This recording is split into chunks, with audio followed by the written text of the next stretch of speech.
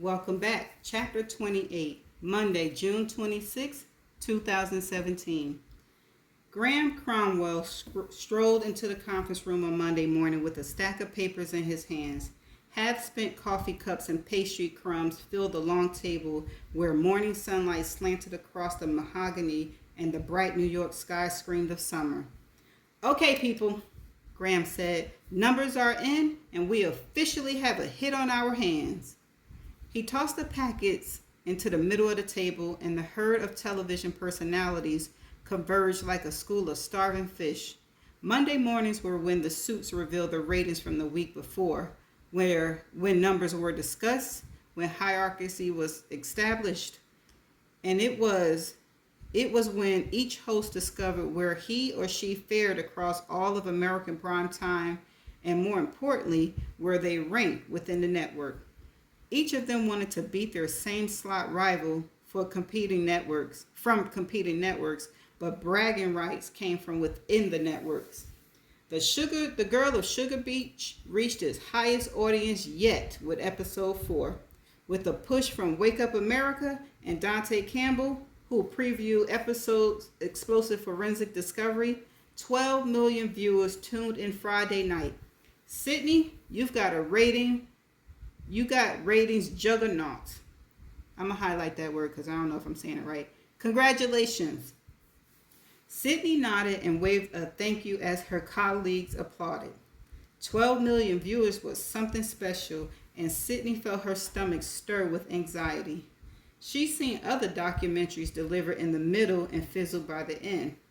She wanted to make sure she didn't follow the same course, but one up in Dr. Cuddy's episode would be a tall task. Already, memes and gifs had circulated since Friday episode of Dr. Cuddy's powerful swing of the boat oar to Damien the Cadaver Skull.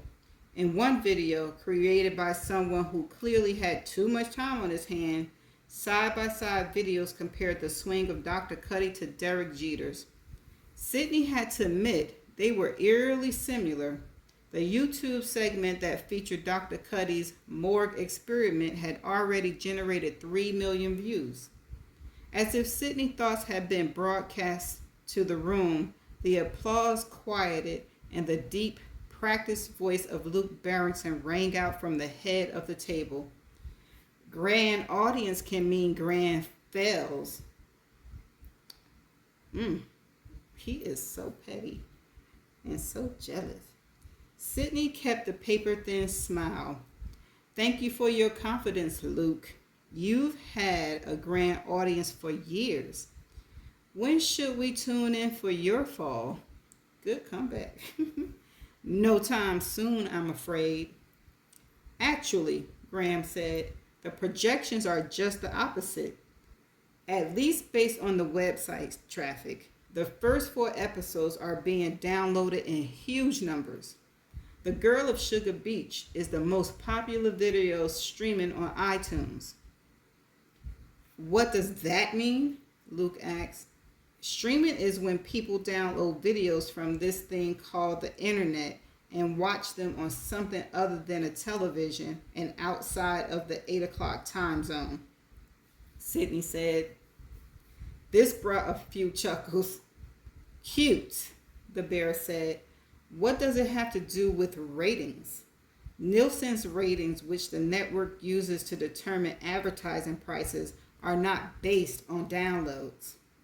"Of course," Graham said. "Nielsen's ratings are based on actual viewers who watch the broadcast during the time zone in which it airs, and those who DVR the episode and watch it within 24 hours. So Sydney's downloads don't count towards her actual numbers. But the idea is that all those viewers who are discovering the documentary through word of mouth are racing to watch past episodes from our streaming platforms. Once they catch up, the assumption is that they will tune in to the Friday night network broadcast. So we are all thrilled with 12 million viewers, but the projections are for the numbers to grow. Based on the downloads, projections of 20 million viewers tuning into the Friday night broadcast is a real possibility." Graham shuffled some papers and then looked back at Luke Barrington. Any other questions? The bear for once was silent. Okay, Graham continued. The girl of Sugar Beach was the big news from last week. Looking forward, Luke, this is your weekend. The 4th of July is Tuesday, a week from tomorrow. In part one of your 4-part White House special debuts this Friday and runs through Monday, the eve of the 4th. We expect a big audience, as usual. For the unveiling on Friday night, we've decided to air your special after The Girl of Sugar Beach. After? I thought I was the lead in. Originally you were, but with Sydney's audience as large as it is, the execs figured you could piggyback. Based on models, you're going to pull 4 to 6 million alone. If you draw a quarter of Sid's audience, your numbers will be huge. And she's doing well in the 18 to 34 demo, killing it actually. So following Sugar Beach will help you with your younger viewers. Sydney thought briefly of commenting on the fact that the star of the network would be borrowing from her audience, but decided against it. So fragile was the bear's ego that an outright blow in front of the Monday morning crowd might send him into a tailspin. Instead, she badly suppressed a smile and caught a glance from Leslie Martin, who held down the same expression while flashing Sydney a quick wink. That was good. Chapter 29. Tuesday, June 27, 2017. Janet Station was the U.S. Attorney for the Southern District of New York, appointed 6 years ago by the previous administration and a carryover now. She, like most leftovers, was waiting for the other shoe to drop and for the call to come that the new gang in Washington had decided on her replacement. But it had been several months and the turnover slowed, if not stopped altogether. So when the call from Washington had come the night before, she was surprised by the identity of the voice on the other end, the Assistant U.S. Attorney General, and more so by the request. The call had sent her to Midtown this morning, away from her office at 1 St. Andrews Plaza in Lower Manhattan. It was an unusual request, but only took a bit of digging after the phone call ended for Janet to understand Washington's concern. Sidney Ryan's past 3 documentaries had all resulted in exonerations. It was, by any measure, an impressive string of success. Clemency took more muscle than any one filmmaker could manage on her own. Exonerations took the innocent project and attorneys, and usually some political connected individuals who either had a relation with or could apply pressure to the district attorney's office that had originally indicted and prosecuted the subject. It took the discovery of new evidence too, and usually some public outcry to gain a DA's attention. When celebrities got involved, things usually turned ugly. And though most district attorneys bask in any media attention directed their way, certain forms of attentiveness, the negative kind that could ruin a career, was avoided at all costs. It was never an easy decision for a DA to overturn a conviction, as this was typically an admission of incompetence. Some fast research the night before told Janet that the 3 individuals highlighted in Sidney Ryan's searing documentary were pardoned, not by the DA or judge who had put them behind bars, but years later by a new prosecutor who filled the hole left by the retiring DA. This new district attorney had less to lose from looking at a decades-old case and admitting that it was handled incorrectly by the previous administration. These fights were hard and long, and no one came out clean on the other end. But Grace Abold's case was different. Prosecuted and convicted by a foreign government, Grace had never returned to the United States after Julian was killed. Sidney Ryan's document was chugging along, gaining a voice, an audience, and a hell of a lot of attention. The conclusion being whispered around Washington that a United States citizen had been wrongfully accused and imprisoned by a foreign government. The inevitable question that will be asked: why had the government of the United States sat back and done nothing? The question and its implication was a runaway train Washington wanted to get in front of, and so the call had come to Janet to see how far along that train had gotten and how fast it was running. Her cell phone rang. Yeah? She's in a booth in the back. Lady with her is Leslie Martin, a producer for the documentary. Got it, Janet said as she climbed out of the black Denali, which was parked across the street. She walked across West 42nd Street and into the cafe. She spotted Sidney Ryan and walked directly over to the booth. Miss Ryan? Janet asked. Sidney looked up. Yes? Janet Station, U.S. Attorney for the Southern District of New York. Do you have a minute? Sidney looked at her producer, then back at Janet. I guess, sure. May I? Janet pointed to the booth. Of course, Sidney said. Janet slid into the booth next to Leslie, across from Sidney. Sorry to intrude on your breakfast. This is Leslie Martin, Sidney said. Yes, Janet said. One of the producers, correct? That's right, Leslie said. Is there a problem? That's what I've come to find out. A waitress approached. Can I get you anything? Coffee, please. Janet looked back at Sidney. Your documentary is all a rave. You sound concerned. Concerned is a good word, Janet said. What are you concerned about? Leslie asked.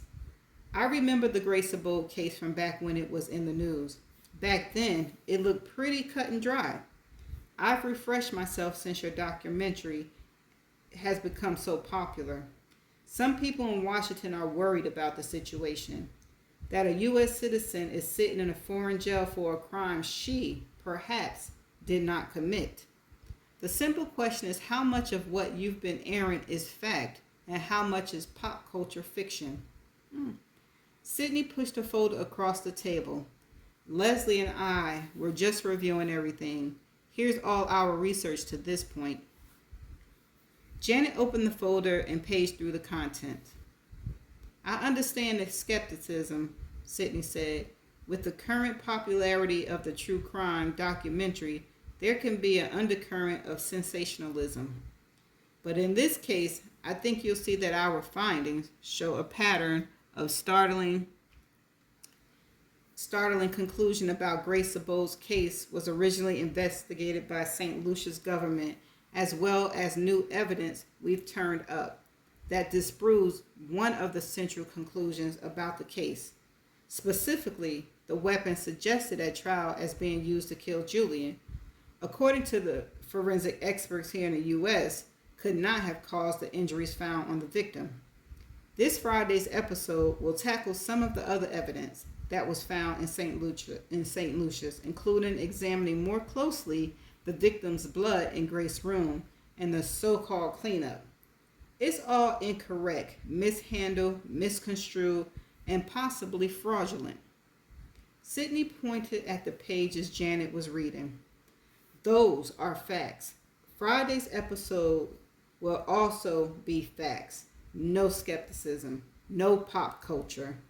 Speculation does play a role, however, and it comes from the idea that tourism represented the main source of income for St. Lucia's, Sidney said, and in order to preserve the economic windfall, the detective that ran the case succumbed to pressure of the St. Lucia's government to find someone to blame, find them quickly, and put the future tourists at ease that St. Lucia's was still a majestic and peaceful Caribbean island known for sunsets and beaches, not murder and mayhem. Janet Station paged through the documents.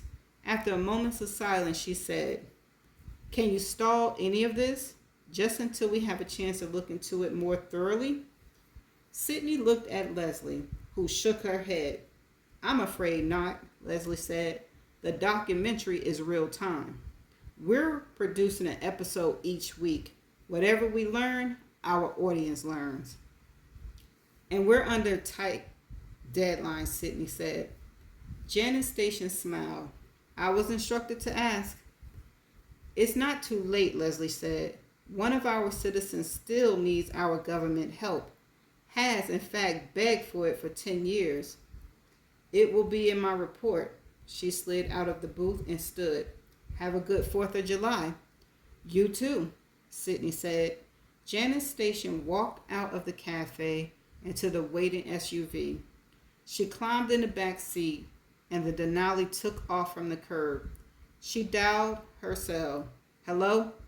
We've got a problem." Ooh, that's the end of chapter 29. Okay. So, whoa. Okay, let's unload this. The U.S. Attorney General Office got a hold of this, right? They got a hold of what's going on, what Sydney is doing. And there's a new DA in town. So, are they going to work the case and get Sydney out of jail? Okay. I don't know. I don't know. Oh my gosh, I don't have any thoughts on this. I'm just anxious to find out what's going to happen. So I'm going to see y'all in the next chapter. Bye. I'm back. I almost forgot that I had a word that I wanted to have a definition for. And the word is spelled Jugggernaut. And this is how it is pronounced. Juggernaut. I think I said juggernaut. Okay, it's a noun. A huge, powerful, and overwhelming force of institution. Okay, let's go into the chapter and read the sentence.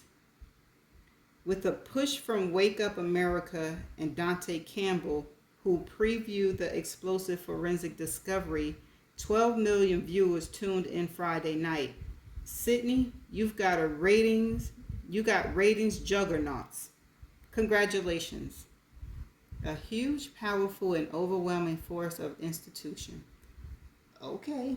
Well, this is it on the definition video. I'll see you all in the next chapter. Bye.